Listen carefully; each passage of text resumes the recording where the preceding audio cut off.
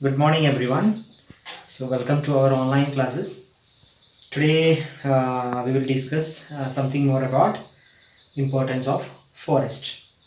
So, we saw that so many organisms live in the forest. So, plants are there, animals are there, some birds are living in the forest. So, there are a lot of organisms live in the forest. Based on their food habit, we already classified them in different groups. The organisms which eat only plants, they are called herbivorous, carnivorous, omnivorous. So the animals are come under the category of this classification. Here we have broadly classified again the animals in two ways, so autotrophs and heterotrophs. So the life form in the forest we can classify in the two ways, that is autotrophs and heterotrophs. So auto means self.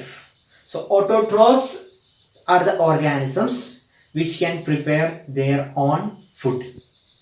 So example, plants.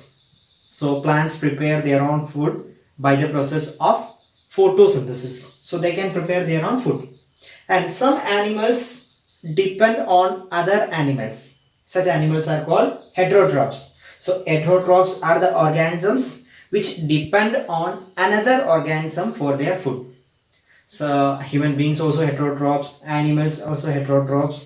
So these all organisms come under the category of heterotrophs. So we can classify the animals broadly in two ways, autotrophs and heterotrophs. The animals which prepare their own, the organisms which prepare their own food are called autotrophs. The animals which depend on other animals for their food, they are called heterotrophs. So plants is the example of autotrophs, and animals and human beings are the example of heterotrophs.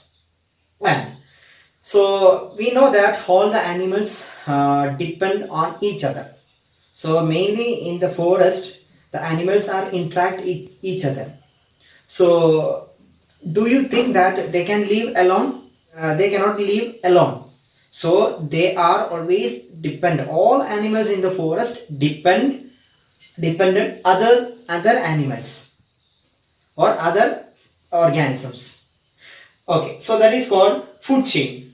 So food chain is a series of living organisms feed one another. So all the animals exist in the forest. For their survival they need food. So for that they are depending other organism. So food chain is a series of living organisms feeding one another.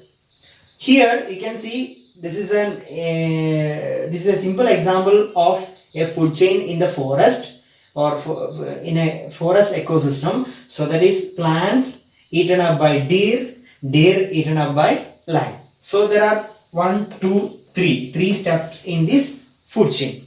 Sometimes the food chain may have 4 steps. Sometimes a food chain have 5 steps. So that is called trophic level in a food chain. So sometimes there are 3 trophic levels of food chain, or sometimes 4 trophic level of food chain in the forest. So this is an example of 3 trophic level food chain in the forest. Plants eaten up by deer eaten up by the lion. So sometimes plants eaten up by grasshopper. This grasshopper eaten up by frog. So this frog is eaten up by snake, and this snake is eaten up by eagle. So here you can see 1, 2, 3, 4, 5. So there are 5 trophic level in this food chain. Okay. So here there are 3 tropical level. Here there are 5 trophic level in the food chain. Okay. So one organism can have multiple food options. That's why one organism can be included in a different food chain. Okay. So there are so many food habits. There are sometimes omnivorous animals eat both plants and animals. or flesh of other animals. So they were included in different food chain. So one organism can have multiple food options. That's why that organism can be included in different food chain. Okay. So what is a food chain? Food chain is a series of living organisms feeding one another. Okay. Next, we can talk about another category of organisms that are decomposers. So what do you mean by decomposers? Okay, so there are a lot of animals, plants are living in this forest. So do you think that after they die, they will be exist forever in the forest? It never.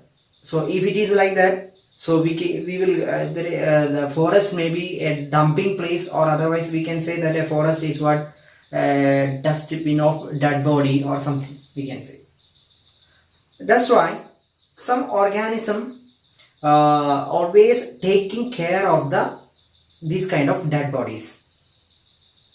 So either they consume, otherwise they will be broken down into simple pieces and it will be decomposed, or it will be mixed with the soil.